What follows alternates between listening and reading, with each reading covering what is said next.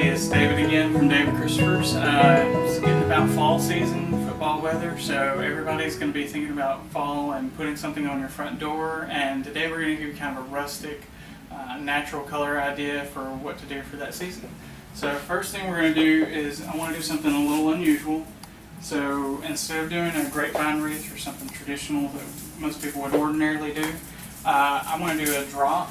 And basically I gathered some birch branch outside and just kind of arranged it in this way. It's just a few individual pieces kind of bundled together. You want to make some a little shorter, some a little higher.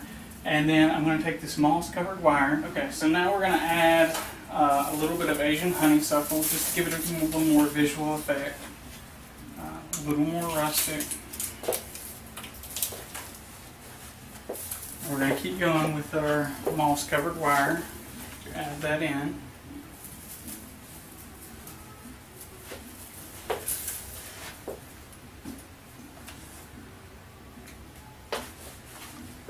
So we're going to wire in up at the top, and we're going to get kind of an S shape going. So we want to wire this right here and make sure that's really tight. Okay, now we're going to add a little bit of our base foliage.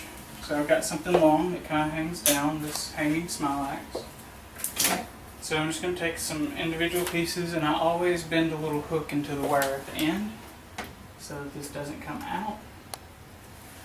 And we're just going to glue up into the honeysuckle, and that way when you pull on it, it doesn't come off.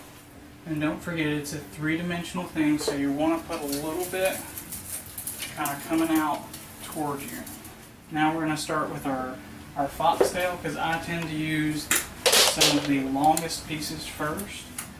And again, I hook everything, so to get enough wire out of this piece, I cut a little bit off with my knife.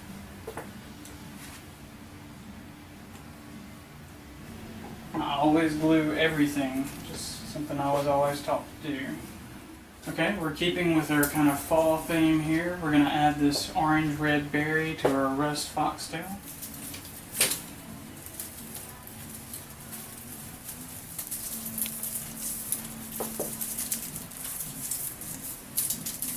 We're going to finish this stem, and I usually like to put all of one stem in that I'm going to use for the most part, and then I go on to the next flower.